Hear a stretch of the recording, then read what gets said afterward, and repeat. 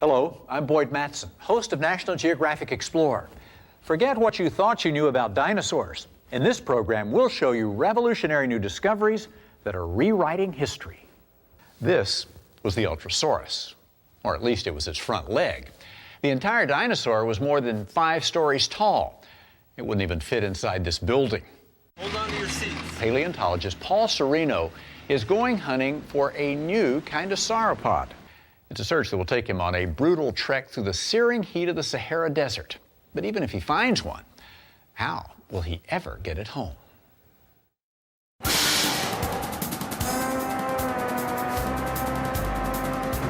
It was longer than a city bus and weighed close to 50,000 pounds. To sustain its massive carcass, it would endlessly grab branches and leaves and hoover them down a 20-foot-long throat.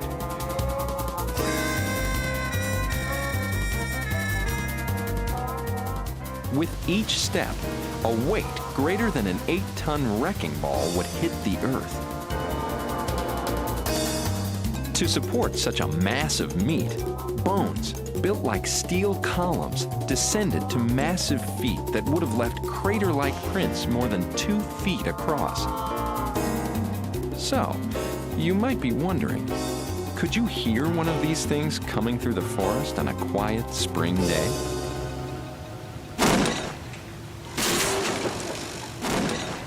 I think you get the idea. It's called a sauropod, a type of dinosaur that was one of the largest animals to ever walk the earth. Hold on to your seats. And this man has the daunting task of finding one and digging it up. Hang on. All in the furnace that is Africa's Sahara Desert.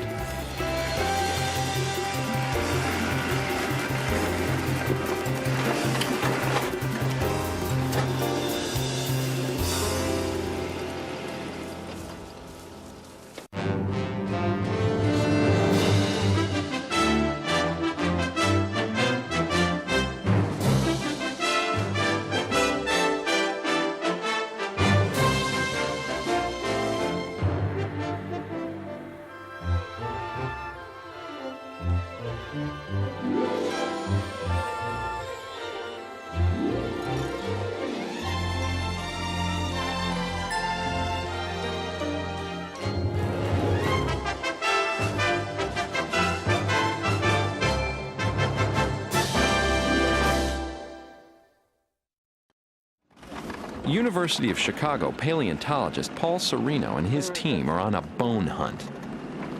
Their main quarry is the complete skeleton of a huge dinosaur, a new kind of sauropod that's never been described before. But work in the Sahara is never easy. Miles from civilization. They are at the mercy of the desert. It just sunk like it was. For Paul and the 17 students that make up his team, the expedition will be a mental and physical test that lasts 4 months. 3 of those months are going to be spent in 100-degree weather, in dust storms and windstorms, and digging until your nails are worn off. And you really need to find adventuresome, strong, young men and women to be really excited about it and approach it with a great amount of energy. Leading an expedition with that kind of energy is a Serino hallmark. At 39, he has made more significant discoveries than most paleontologists make in a lifetime. Wow. In Africa in 1993, Serino and his team discovered Afrovenator, the first nearly complete predator skeleton ever described on the continent. In 1995, in Morocco, it was another first, the skull of Carcharodontosaurus, what may be the largest meat-eating dinosaur ever described. His finds have been so significant and so frequent, one wonders, can he do it again? The answer will have to wait, because the only discovery he's made lately is that his jack is missing. Can we put some rocks underneath there? Get some rocks! The experienced hands know, and the rookies are beginning to realize, that to make a major find in the middle of the Sahara, you've got to get there first. Okay, we got it. All right, good. That's all because our hijack is missing every year. 5 weeks ago, and a long way from here, Serino and his team arrived in Accra, Ghana, on the coast of West Africa. When the ship carrying everything they need for the expedition finally arrives in port, the crew works through the day and into the night unloading. At first glance, it's not clear whether they're going on an expedition or simply planning to open Africa's first Walmart. The huge inventory will be managed by Serino's partner and wife, Gabrielle Lyon. We're definitely stocked. We have 50 pounds of rice, 150 pounds of couscous, close to 500 pounds of pasta, and then toilet paper, close to 800 rolls. And it's white, unscented. Yeah, I got a complaint about pink toilet paper one time, so. We're headed out, finally.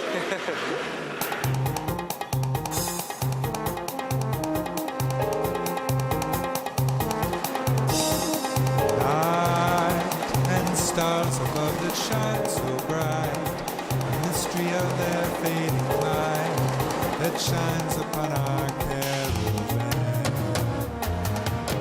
Once they're rolling, Paul sets a killer pace. Every day they spend on the road is one less day they can spend looking for bones.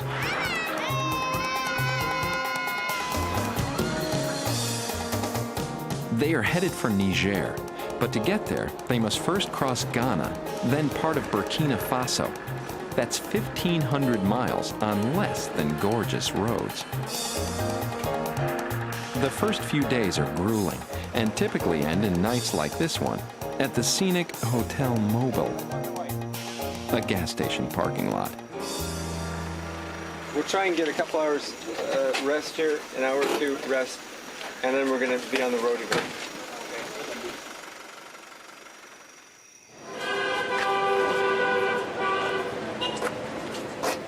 When they awaken after a refreshing 3 hours of sleep, they find that the driver of their transport truck has disappeared. So we don't know where he is. He's in town somewhere? The driver is in town somewhere? Paul has been in Africa for weeks and hasn't touched a bone. So this is paleontology?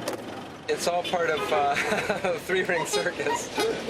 It's all part of, it's a little piece of why, it just takes a lot of energy besides walking and striding in the desert to actually make these discoveries. At least we found the driver, though. We found the driver. Though getting this expedition across Africa is a struggle, it's nothing compared to the challenge faced by those who discovered and then tried to explain fossils in the first place. Take a prominent English museum curator of the 1600s named Robert Plot.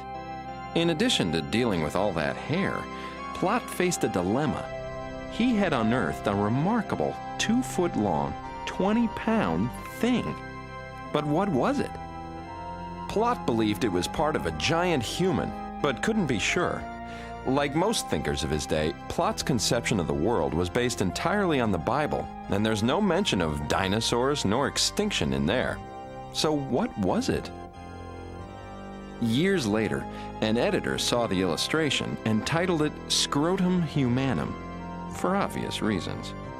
And though no one was likely to have believed that they were the petrified genitals of a giant man, given 18th century knowledge about Earth's prehistoric past, which would have seemed more plausible? That it could have been the fossilized private parts of a giant human? Or part of the leg bone of an even bigger lizard? It would take 100 years and many more fossil discoveries before the thinking about Earth's past left the Dark Ages behind.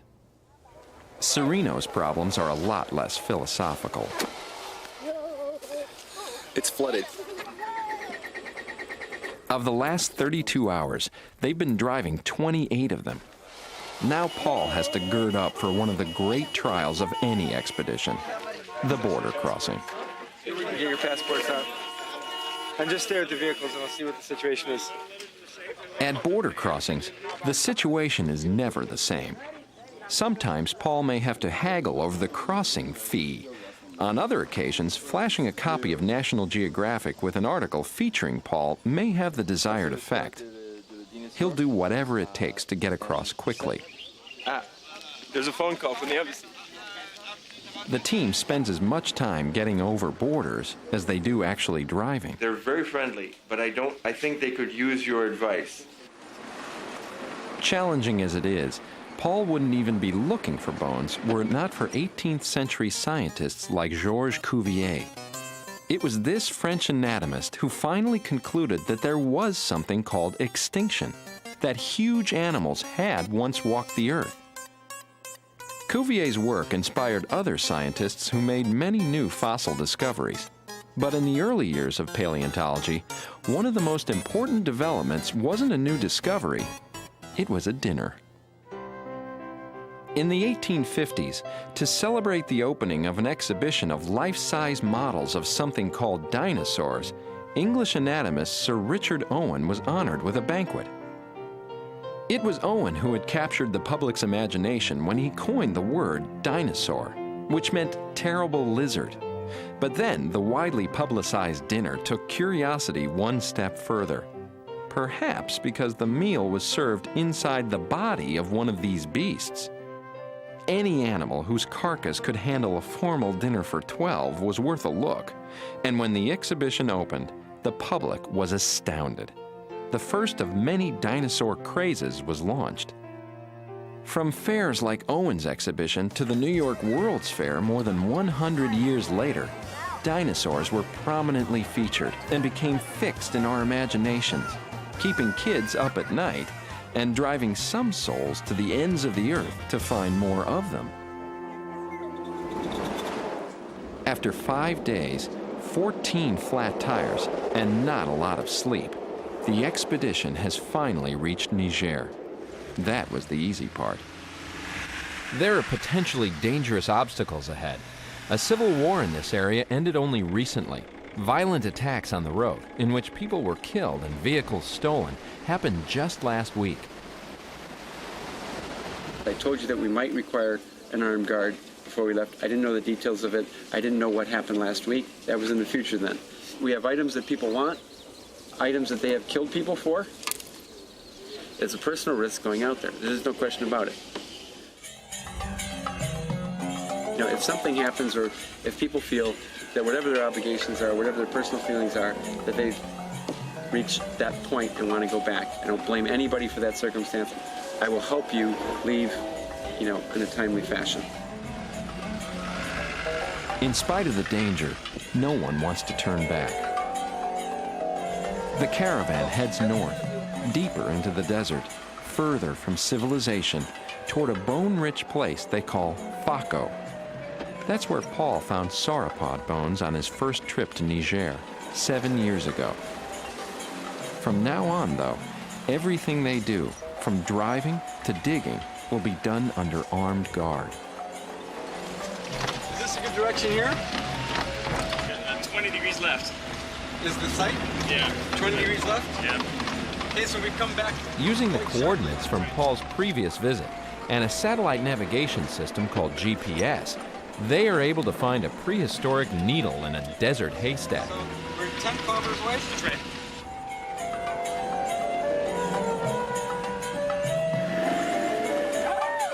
Almost 7 years after Paul first found this site, he has finally returned. Okay, show me the money. Where's the bones? Bones are right here.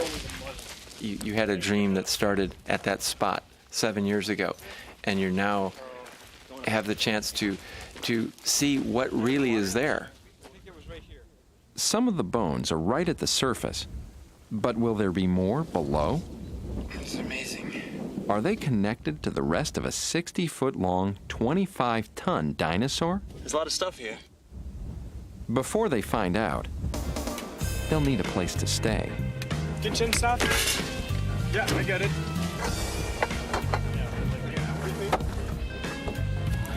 Yeah. She came as a special envoy from the state of Wyoming. Ow! damn it! 108. 108.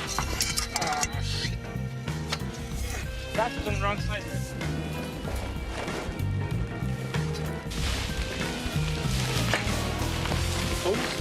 Man, we're good. The bones are pinned underneath tons of rock, which will have to be removed by hand. For the next 2 weeks, they will pick and hack at the rock for 14 hours a day, in heat that often pushes over 120 degrees. For the younger students on the team, the term field trip has taken on a whole new meaning. If you come walking out of here in 2.5 months and you say, that is not the hardest thing that I have done in my life mentally and physically, then you haven't tried hard enough. That kind of sentiment is what ultimately opens the thickest, the hardest doors to actually get through, the most impossible doors to get through. The hard work pays off. They have removed more than 5 tons of rock and found a surprise. There are not one, but 2 skeletons. It's a multi-body death scene. Well, we have a couple of skeletons mixed at the site. That's a conclusion we've drawn after a lot of work. What we've discovered when we first started peeling back the mound here is the hip region and backbone of a very large sauropod. Here's the vertebrae here. It appears that the animals were the victims of a huge flood. Extremely powerful currents piled their multi-ton bodies in a stack, and the river sediment buried their bones. While they now have the 2 skeletons, neither one has a skull. That's because skull bones are delicate and often weather away. But it's a big disappointment for paleontologist Jeff Wilson. Yeah, you can see. I mean, that's what the animal is seeing with. That's what it's bringing in food with. That's what it's, it's meeting the world with that skull. And there's a lot of information in it. A lot of times you can follow the neck, and as it gets closer and closer and closer to the head, like over here we have a complete neck almost all the way up to the last vertebra that's before the head, and then no head. And then no head is a common refrain among paleontologists. Of the roughly 70 species of sauropods that have been found, only about 12 have heads. But there's still the chance that underneath the pile, they'll find the prize they're looking for. And that's why I'm hoping that maybe parts of the skull got snagged underneath, and we're not going to know until a little bit later.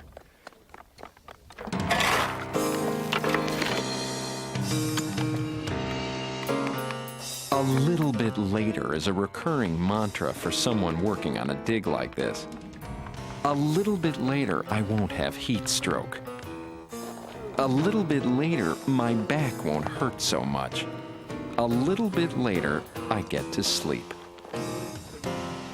But Paul doesn't seem too concerned about sleep. With our solar lanterns, we can work at night. That kind of nearly obsessive drive is, perhaps, one key to Paul's success. Gabe, it continues. The tail continues, or there's another bone here. When he finally stops digging, Paul and some of the crew are going to relax by trying to put together the jigsaw puzzle from Mesozoic hell. Yeah, I don't really understand what's going on there. It doesn't look like there's a good fit. Since the prospects for finding a complete skull fade with each day, they're trying to build their own with skull fragments they've already found. Wow! One of the most fascinating of these pieces is a tooth. And 2 teeth in the lower jaw come in just like that, and they create these wear facets along the edge. And it's literally like an interdigitating scissors. And they believe the animal was essentially a giant tree trimmer whose diet consisted of plants. Now all they need is a jaw and skull to put the tooth into. You want to try and put it together? Yeah. They've got about 10% of the skull reconstructed. You can actually see the brain cavity, which is right at my fingertips here. Remarkably, the part of the brain required to operate this titanic creature was about the size of a walnut. Doesn't require that much. But what the animal lacked in brain size was more than made up for by its spectacular set of bones. This 50,000-pound creature was basically a walking bridge. Massive vertical columns supported the span of vertebrae, and these in turn, with their various attached ribs and processes, held up the sumo-like guts. Fascinating as this creature is, the painful truth is that getting it out of the ground is a whole lot like root canal, and can get a little tedious, even for the veterans. It's all the same work, and we do it every single day. It's nice to have things to sort of break up the monotony.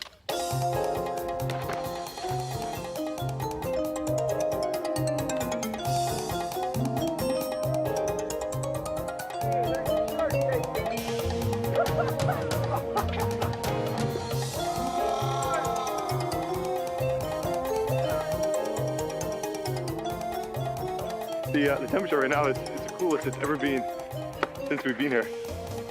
It's probably about 110, 112. I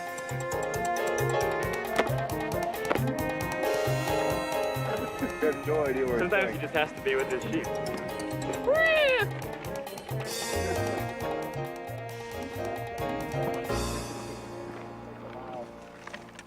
Perhaps the only thing more monotonous than digging for dinosaur bones in the desert would be guarding people digging for dinosaur bones in the desert. La queue qui va tout là derrière. Là, c'est la jambe de derrière, il y a le fémur. After a couple weeks of watching the team work, some of the guards come over to take a closer look at the ancient death scene. They know it. It's the big animal. I mean, they often refer to it now as the big animal because they see big bones and you know, it could have been that there were many species here, but it seems like this animal is very dominant, and so when we talk about the big dinosaur, you know, they know what we're talking about.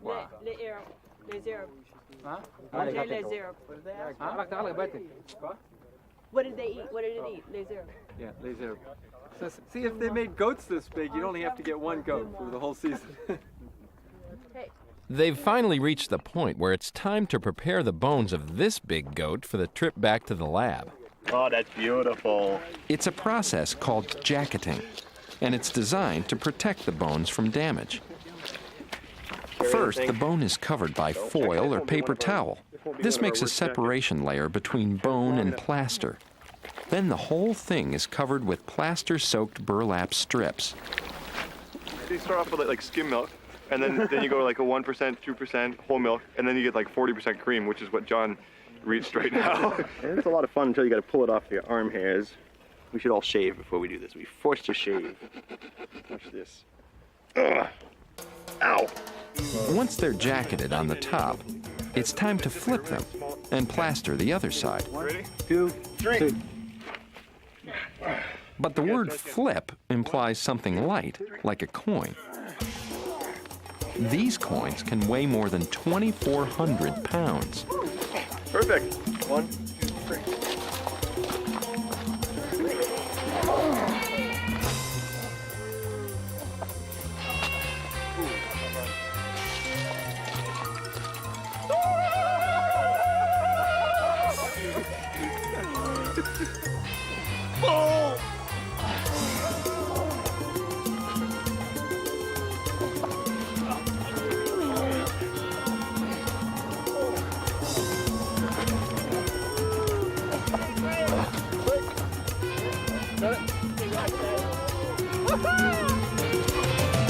Man, this is fun. I think I work seriously in this field.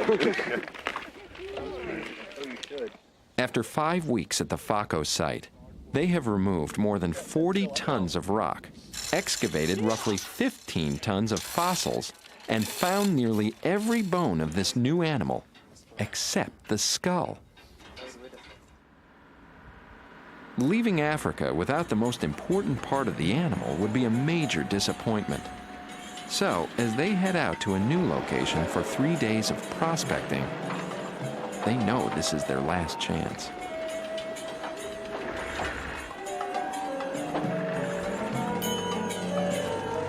On their way to the new location, they stop at a small village. In the Sahara, where there's a village, there must be water. We're stopping at a little village that is not far from our site, but it gets rough as we go towards our site. So we're going to leave our drinking water here. Strategically, it's also close to well water for camels. We'll use that well water for camels for our plaster. This is a town called Merindette. It's a town that is not far from the fossil localities, a little village, a camel stop. It's got a lot of wells, and the people are very friendly here. And so we're going to give them a little gift for watching over our water. You only have so many chances to travel around the world and see stuff like this, and it really is part of the fun of doing an expedition like this. Frankly, it is a great break from the routine. A well in the Sahara is a magnet for life, attracting everything from people to camels to goats. It's the crew's best glimpse of daily life for the desert people known as the Tuareg.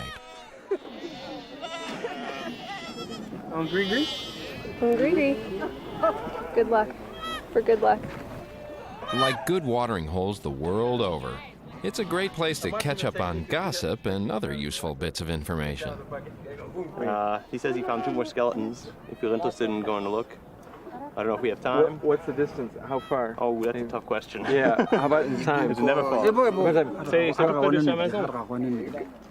Qu'est-ce que c'est la distance? You can see from the number of animals, the number of people here, that they walk all over the desert.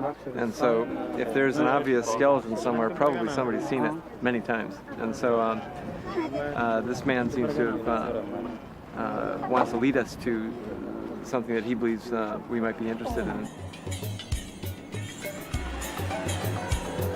This isn't the first time Paul has relied on the Tuareg and their keen knowledge of the desert to find bones. It's a mutually beneficial relationship, in spite of some curious communication problems. The one thing that you do need to take account of is that they will direct a car typically like they would direct a camel. And this can be quite a challenge when you're going to find a location, because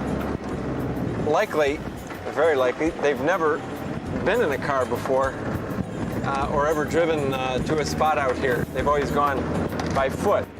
All right, let's take a look. The Tuareg man would like to, but opening a car door is as alien to him as riding a camel would be for Paul. There you go.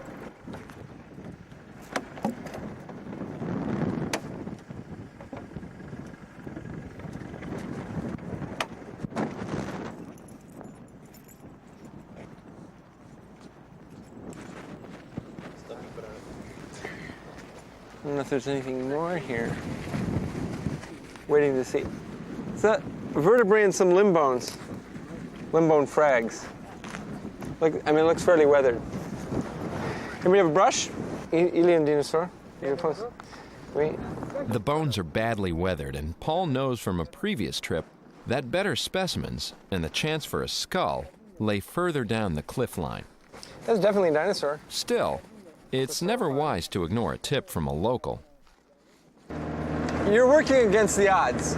So, you know, you take whatever you can get. If somebody says they think they can take you to some bones and it's not taking you miles and miles off course, and you believe the guy, you might even go miles and miles off course. I mean, you take whatever you can get. Another Tuareg man has led them here, to a spectacular desert cove. This is where they hope they'll finally solve the riddle of the headless wonder. That's right about. There's another one. Yep. That's very weathered. That looks Therapodium. There's the local here called the Dinosaur Graveyard. He's the one who brought us to this place and said, yeah, I can show you the dinosaur graveyard. It took him a while to prove to us that it was, but he found that one skeleton, and then we've been spreading out and found quite a few, and it's rich in pockets. This area that we walk from the vehicles is just loaded. After hours of skull-less prospecting, they decide to pack it in and return to camp for lunch. But then, only 25 feet from the vehicle, in fact, so close they could have backed over it, they make an amazing find. Holy! Yeah, but wait a minute. Is that it? Could it be fishy? Is that the long lost skull? No, let's not jump to rash conclusions too quick. Wow. It'd be nice though. Perhaps the most amazing thing is that anyone could identify this crumbling pile of rocks as the skull of anything. But after weeks in the field, their eyes are trained to see what few others could. And piecing this together with what we have, I think that the animal's got a skull.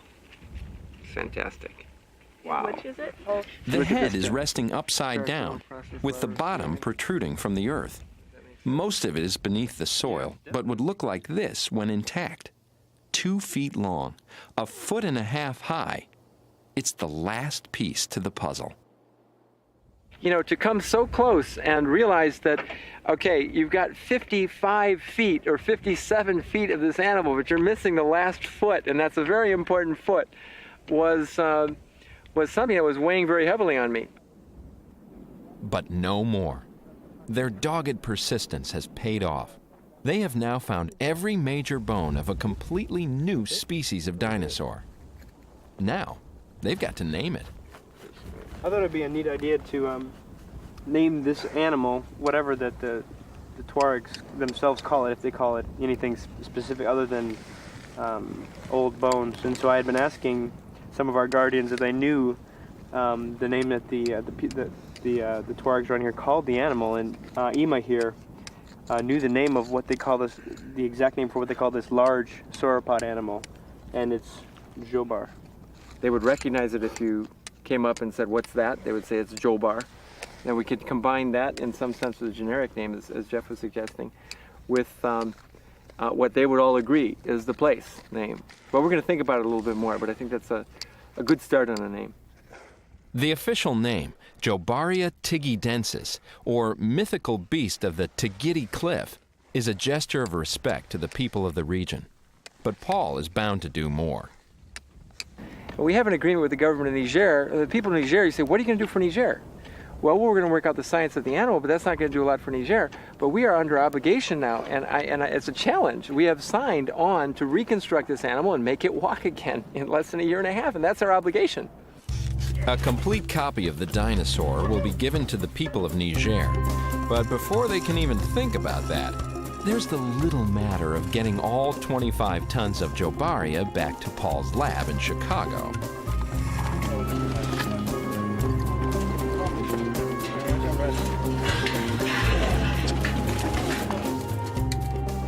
Then they'll begin the mammoth task of making the animal stand up for the first time in 135 million years.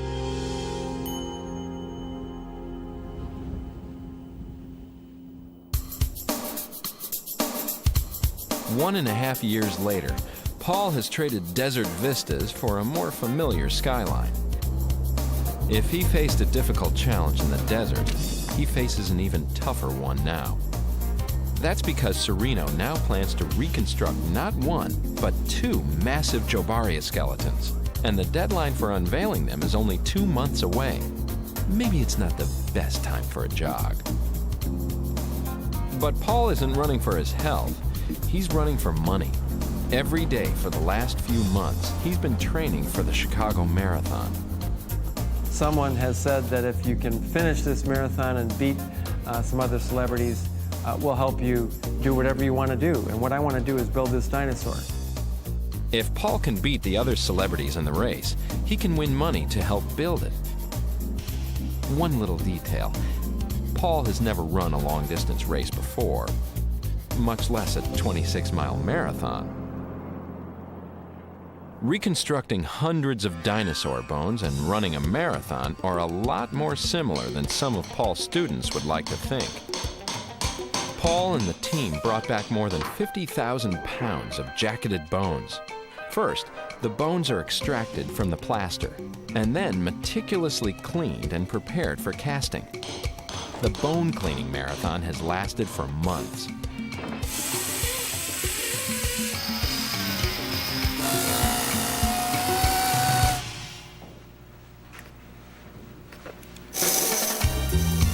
The goal of paleontology isn't to create mounted models of skeletons. It's to understand the animal's bones and what they tell us about evolution. So why mount the skeletons at all?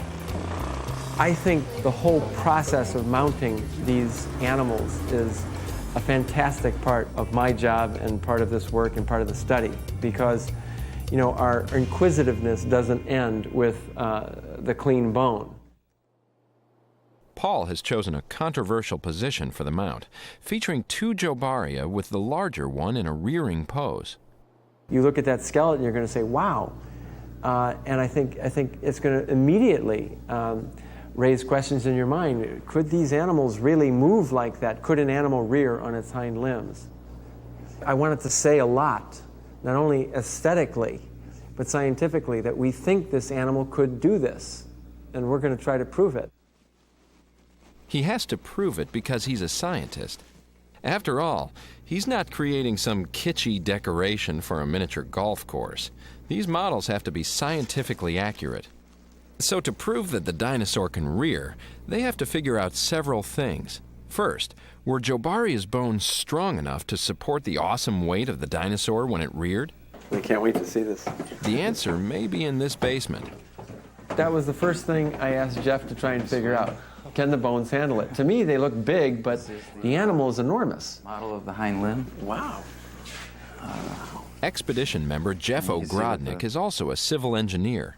He has built a simple chain and 2x4 model of Jobaria's leg to figure out what forces were at work on the thigh bone. This is the pelvis, right, and hind limb. Right. Oh. So these chains represent the muscles that support the bones. When the animal's standing upright, or on 4 legs, the muscle really doesn't have to provide much tension in order to provide stability. But as soon as you reorient the femur to rear back, it's subjected to a lot greater load. Yeah, I see the chain. Wow. You can see the chain flexes up, becomes a lot tighter. When the adult Jobaria stood with its legs straight, the leg bones carried a load of over 13,000 pounds. That's the equivalent weight of 3 pickup trucks. The center of mass. But when the animal reared back, it created an incredible amount of bending force on the thigh bone. Easily enough force to snap a nearly 1-foot diameter tree trunk like a toothpick. This device here. But Jobaria's bones were built to take it. In fact, Jeff's calculations and model revealed that the bones were so massive they could have handled 3 times that force. Maybe our impression of sauropods as big, plodding donut eaters was wrong. Jobaria seems to have been tremendously athletic and strong. Paul now knows the bones could handle it, but wants to actually see how it was done. For that, there's nothing quite like working with a real sauropod. Or a gazelle, that kind of stuff. Really moves. Oh, yeah, he moves. Or at least the next best thing. You can watch what he's capable of and how he's capable of moving. Okay, son, move up. Paul and Jeff have come to the Bowmanville Zoo in Ontario, Canada. This is one of the oldest private zoos in North America and home to a huge African elephant named Angus. It's the closest we can ever get to anything on the scale of what we're studying. And it's just fabulous to actually be right up next to it and touch it. Okay, Angus, you ready? Stand by. So Angus, stand by means get ready to do the behavior. Zoo director and trainer Mike Hackenberger is helping them figure out how Angus shifts his weight back in order to rear. All right, feet, which is up to the front feet, and stand. See how he puts his weight underneath them? And see how he does, wow. Lift, lift. All right, well done, good boy. Wow. Now we can do this a couple times. Seeing Angus stand on his hind limbs once isn't enough. You can see the skin does all this stuff. How often do you get the chance to work with a mini sauropod? The angle and how it's positioned while he's standing up. Right here. This way we can track the movement of the hind limb as it... Draw a complete line. Okay. Yeah. Stand by. It's hard for me to imagine a sauropod in the position that we've put it in without a living animal at least this size to gauge our speculations on. Jeff and I have put, it's amazing how easy he does this. It's just, this is an animal that's going to have to lay eggs. It's an animal that is going to be pushing against its rivals. It's an animal that's going to have to mate and reproduce, and these all assume different positions than simply just walking at a slow pace on 4 legs. Could sauropods do that? That's what we're trying to get at. It's striking how easy it is for the elephant to do this, because it's actually an enormous feat. I mean, when you look at the elephant, it's got not only its weight centered over its forelimb, but it's got this huge head and no balancing tail. And yet, by properly redistributing its weight, it really doesn't have much of a problem lifting off the ground in a hind leg stand. Do it one more time. I'm curious how much he's bending before he actually lifts off. It's not very much, I don't think. See, it's right as he lifts off. Lift. Angus proves that big animals can do lots of things we wouldn't expect, Good boy. including some maneuvers which have no known function in the wild. Head down, lift, hold it. All right, well done. Good boy, very good, nicely done. They need to do a little tree eating here. We're extremely curious as to where the center of mass of this animal is and how much weight it has on its forelimb versus its hind limb. So, how do you figure that out? Maybe you should have greased them up. The answer is at the local truck stop.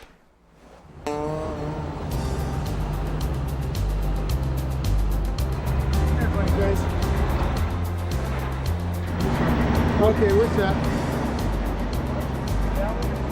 Angus will stand with his front axle over one part of the scale and his rear axle over the other. Maybe have it straddle the crack. That's what I'm thinking. Now they can figure out just how much weight is carried by each set of limbs. Good boy. No. They call it 60-40. 60-40? 60% of the weight of the animal is held by the forelimbs, and only 40% by the rear. So that's like the exact opposite of our sauropod. This is the confirmation they needed. Since Jobaria carried most of its weight over its hind limbs, it follows that it would be even easier for it to rear than it would be for Angus. Paul is now convinced that constructing the model in the rearing pose is sound. But building it is one of the hardest parts of this marathon. Before they can reconstruct the Jobaria skeletons, they've got to copy every bone they've found. That's because they won't use the original bone in the mount. They'll use reproductions. Take the example of the long sought-after and finally found skull. When they found it in the desert, it looked like this. Great. After several months at the equivalent of a skull spa, it now looks like this.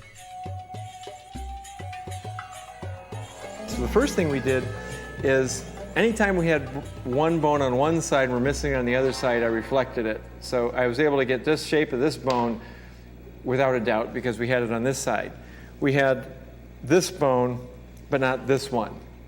So I actually made this one in a hard plastic, an exact replica of this one. We had this one, but not this one. We had this one, but not that one. So I quickly reflected everything, and we were very fortunate in the field to get all of the major jaw bones on one side or the other.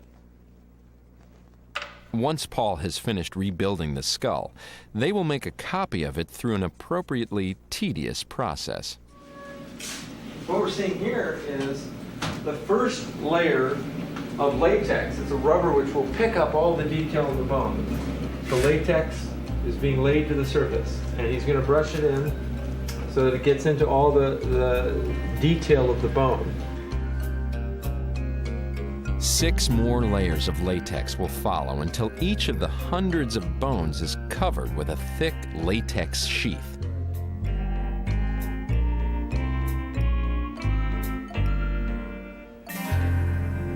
Once the latex dries, they'll remove the hard exterior and begin to peel it off. While making molds is tedious, opening them up is tense, especially when it comes to something as complex as the skull. More than 40 hours of work have gone into this stage with little guarantee of success. This is the moment of truth as to whether the hard part will come out. Because if it doesn't come out like that, then you can't open the mold. Eileen, this is a success. Yes. You're very good. You're getting all the teeth, except that one's loose. But the most important thing is the mold, because that will allow you to pull out a single copy, a hard copy, that you can work with in the final mount. But they're still vexed by a skull problem. When they were in the desert, they found parts of 3 different sized skulls. In the lab, they built a composite for only the smaller Jobaria. They still need a much larger skull for the other skeleton.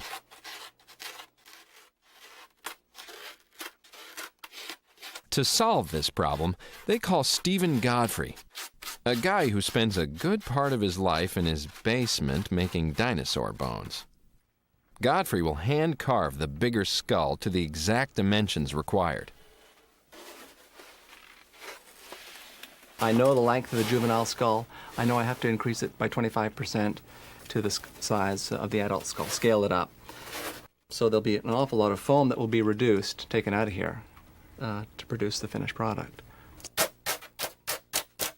Godfrey is a paleontologist and an artist. For the last several months, he has been busily carving a variety of bones, effectively recreating the missing parts of Jobaria in a fetching pink foam.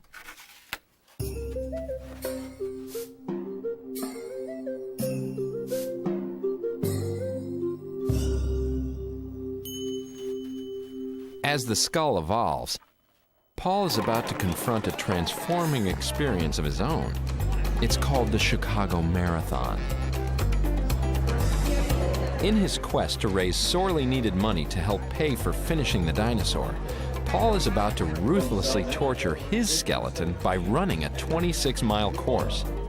Has Sereno finally bitten off more than he can chew? Now I realize what I got myself into.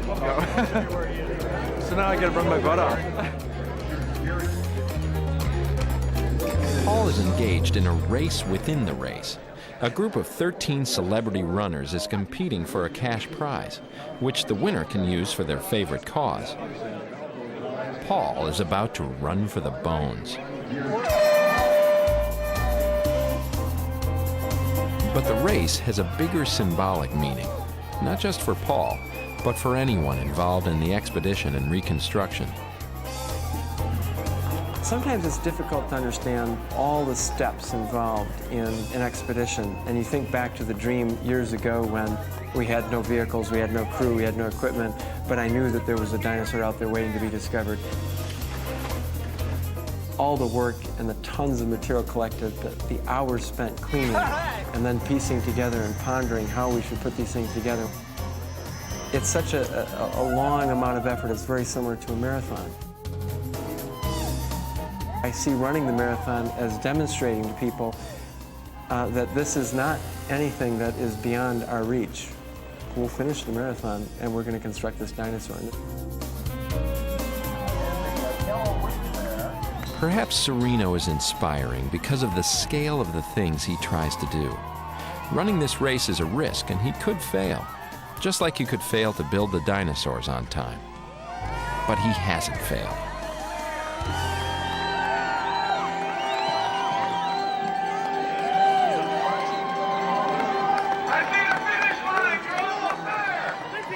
Sereno finished in 3 hours and 16 minutes, a surprisingly fast time for a first-time marathoner.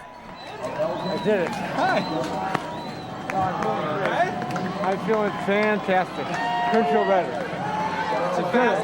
You got the most? I got the most I could ever get out of my bones. I ran that last mile for Chicago, for the kids back there, and of course for the dinosaur. Congratulations, Paul. He placed third among the celebrity runners, but still high enough to win $7,500 for the dinosaurs.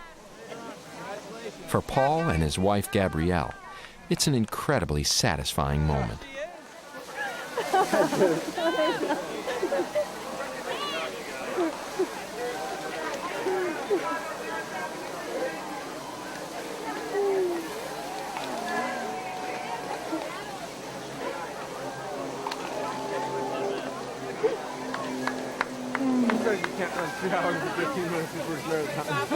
Even as he savors completing one marathon, Paul is closing in on the finish line of that other race.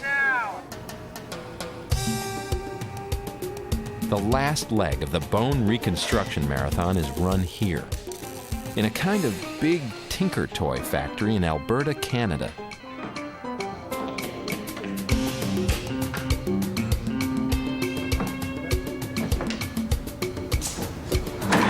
Led by paleo artist Gilles Denis, these unique craftsmen are masters at bringing the dead back to life.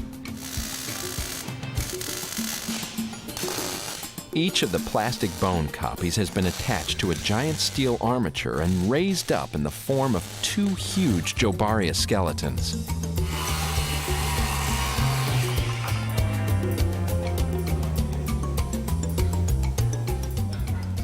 Paul is about to see them for the first time. It's actually, it's quite big. We, that is a beautiful curve you got on the tail there. Wow. Yeah, it really came out. You know, it's one of the ones I'm most proud of. It really sweeps very elegantly.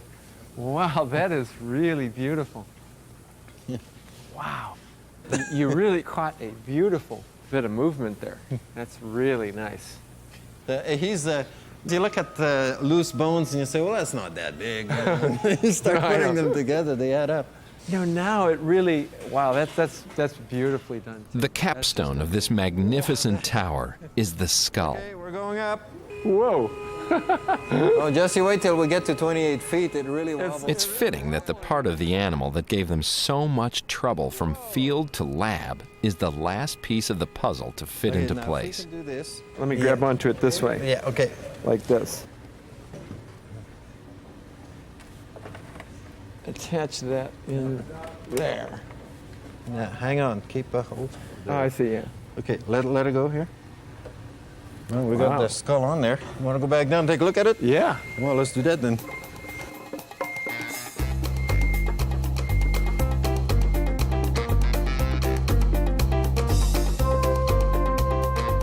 It is an amazing pile of bones.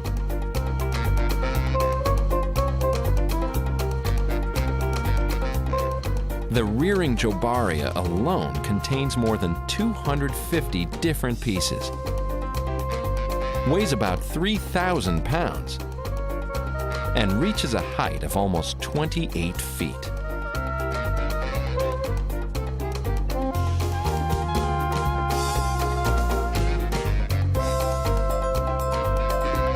In the finest Serino tradition, the skeleton is finished just before the deadline.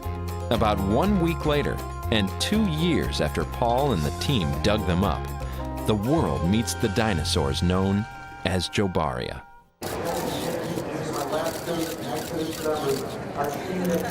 You ask yourself, how am I going to communicate some of this grandeur of past life to the public at large in a meaningful way, in a monumental way, in a permanent way?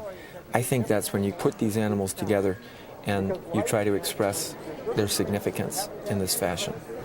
When I look at these skeletons, I say, okay, we've done it. And now where do we go next?